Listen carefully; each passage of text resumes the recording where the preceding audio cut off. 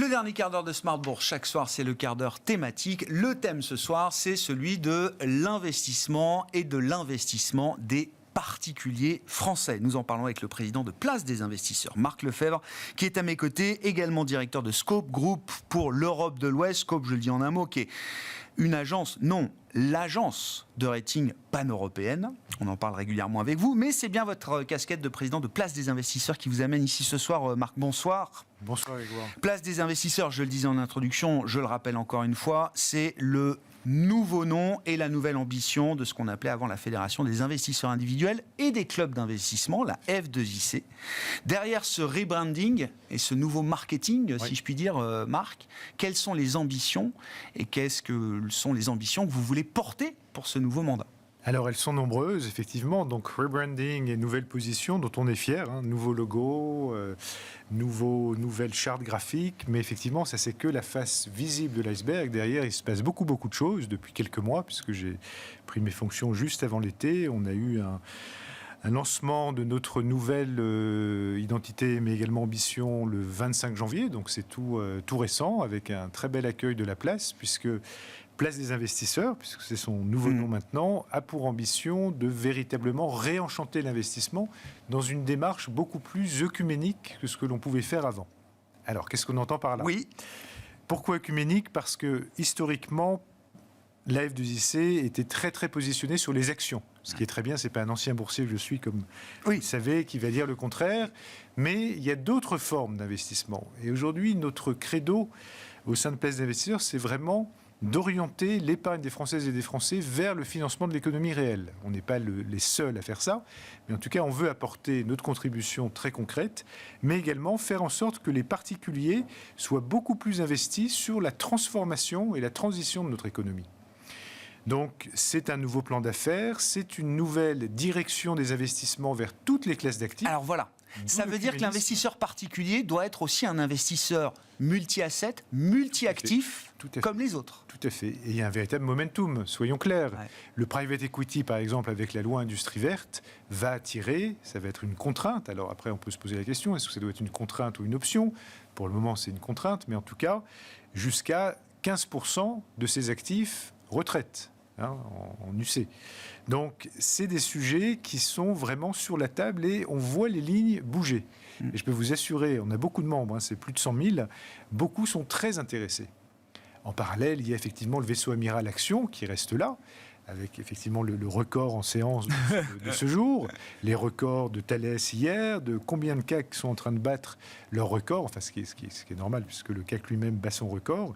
Donc, il y a ça, il y a également le crowdfunding, il y a le sujet, alors point d'interrogation, crypto-monnaie, qui elles aussi sont au plus haut. Est-ce que ça c'est du financement de l'économie ? On peut se poser la question, mais en tout cas, faire l'impasse totale là-dessus serait une erreur. On veut vraiment être, et c'est bien le premier mot de notre nouvelle dénomination, la place. La place, comme cette place ronde autour du carrefour, logo, quoi. C'est le carrefour. Ouais, c'est ça. Donc en fait, être entre les particuliers et les professionnels, puisque les professionnels de la finance, on pense qu'il est nécessaire de rééquilibrer les relations entre ces deux parties et faire en sorte que les professionnels entendent mieux les particuliers et s'assurent autour d'une écoute, d'une pédagogie, d'une innovation et d'une transparence sur les produits, de créer les bons produits dont les particuliers ont besoin. Très intéressant, cette vision œcuménique que vous défendez de l'investissement. Ça passe par une pédagogie, j'allais dire, toujours renforcée, mais il faut de la pédagogie sur les actions en permanence, et il en faut peut-être une pédagogie différente aussi sur des classes d'actifs comme le private equity. Et cette pédagogie, elle ne peut se faire qu'avec l'implication des professionnels de la profession, si je puis dire, Marc. Mais il y a quelque chose aussi vis-à-vis des professionnels de l'investissement à repenser dans leur relation avec les investisseurs particuliers. Et quand je dis professionnels de l'investissement, je vais même ajouter les émetteurs, comme on dit, les entreprises qui vendent des actions et qui les vendent en partie aux particuliers. On est exactement au milieu de cette équation entre émetteurs, professionnels et particuliers, tout comme l'agence de notation que vous citiez, Scope, entre émetteurs et investisseurs. Donc c'est cette équation qu'on veut vraiment mieux équilibrer et vraiment mieux piloter. Donc, on a, une fois de plus, je le disais, un très bon retour. Par exemple, on a plusieurs sociétés de private equity, des noms français qu'on connaît très bien, qui seraient même prêts à travailler de concert. Et vous voyez là, on bouge les lignes, on fait bouger les lignes.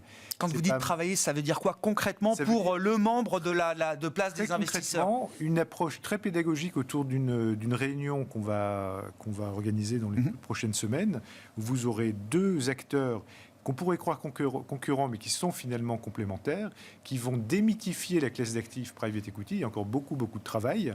Et derrière, il y aura toute une démarche évidemment commerciale pour attirer, mais qui ne sera pas nécessairement faite par eux, mais plutôt par leurs apporteurs d'affaires, que sont les CGP. Oui, je comprends. Vous voyez, donc on met tout le monde dans la salle. Ah ouais. On a 300 ou 400 investisseurs qui sont prêts à investir. Alors, c'est vrai que c'est des tickets, tout le monde a bien compris, qui sont plus importants qu'acheter une action L'Oréal en bourse. Donc là, c'est des tickets de plusieurs milliers d'euros, voire 100 000 euros pour certains. Mais il y a une vraie demande. Et c'est ça, il est important de surfer sur ce momentum.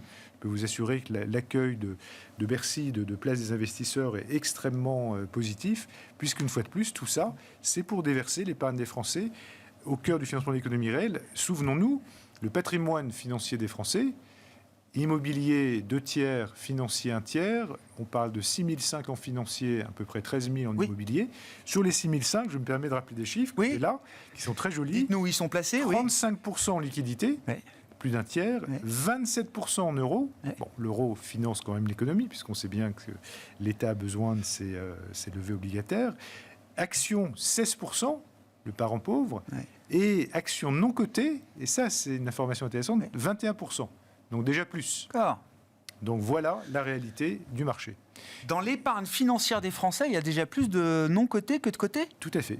Voilà, une grande information du jour. Alors c'est quand on prend le non coté et les participations. D'accord, je comprends. C'est ça. Le patron d'entreprise qui détient des parts dans sa société, effectivement, ça compte comme du patrimoine non coté. En fait, si on parle des actions et des fonds, on parle à peu près d'1 milliard. Donc c'est bien, mais il faut aller plus loin. Et vraiment, il y a de la place pour tous. L'argent est considérable. Les Français épargnent à peu près 1/5 de leurs revenus comme épargne de précaution / développement pour leur retraite. Quand on regarde et quand on joue l'exercice de la comparaison entre la structure effectivement de l'épargne du patrimoine des ménages européens ou français par rapport à la structure du patrimoine des ménages américains, effectivement, je pense que ça explique une grande partie de ce qui fait le succès des États-Unis aujourd'hui, y compris sur le plan des marchés par rapport à ce qui se passe en Europe. Soyons francs, et on parle souvent dans votre émission de la désintermédiation du financement, c'est l'exact inverse, c'est-à-dire que c'est 1 tiers en immobilier et 2 tiers en financier. C'est ça. Nous, c'est l'inverse. C'est ça. C'est comme ça. Après, on peut voir les lignes bouger. En tout cas, on est là pour les faire bouger. Et du coup, si on continue la déclinaison, donc c'est au sein de Place des investisseurs, c'est une nouvelle gouvernance également, avec de nouveaux board members dont on est ravis, qui apportent du sang neuf, qui apportent plein d'idées, qui sont actifs, proactifs. C'est également d'aller sur une ouverture, mais ça on l'a dit, sur toutes les classes d'actifs. C'est également d'aller en région, encore plus qu'avant. Organiser des conférences de sensibilisation à l'épargne avec tous les acteurs locaux. C'est passer les frontières. On est en train de réfléchir à une déclinaison de Place des investisseurs en Belgique. Les investisseurs belges sont assez fortunés, on le sait, le fameux dentiste belge, qui est prêt à investir également sur des sociétés françaises et vice-versa. Sociétés belges qui peuvent être intéressées par des investisseurs français. Donc vous voyez qu'on a vraiment beaucoup d'idées, beaucoup d'ambitions. Et un autre point intéressant, c'est les salariés qui sont eux-mêmes investisseurs, l'épargne salariale. Bien sûr. 3,5 millions en France. Pour beaucoup d'entre eux, ce ne sont pas justement des investisseurs particuliers, parce qu'ils vont avoir des actions de leur société, L'Oréal, Bouygues, Air Liquide, oui. On va les citer tous. Aussi. Donc, en tout cas, on a cité par 3, ça suffit. Certains qui sont très gros. Il est important d'aider ces épargnants à justement franchir la frontière et devenir véritablement investisseurs individuels. Partant d'un portefeuille d'actions qu'ils ont déjà. Exactement. Par construction, ils sont des investisseurs potentiels pour demain. Mais il faut les emmener vers l'autre partie du chemin. Vous avez cité justement ces grands groupes avec des politiques d'épargne salariale importantes, Air Liquide étant un exemple emblématique. Je reprends le point sur l'appétit, la demande qu'il y a pour une nouvelle classe d'actifs comme le private equity.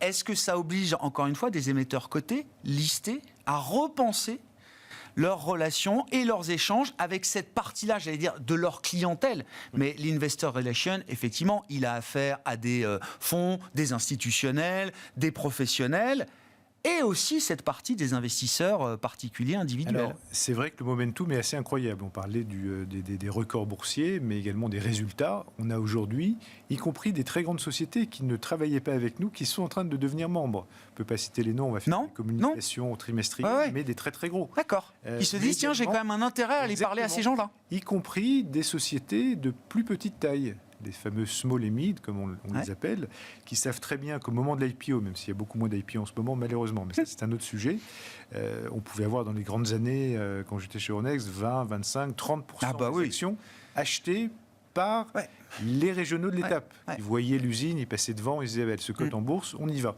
Bon, mais ça, ces sociétés ont un petit peu perdu le lien avec les particuliers. Ils sont en train de le retrouver. Est-ce que c'est grâce effectivement à la diversification des actifs? Ça y contribue.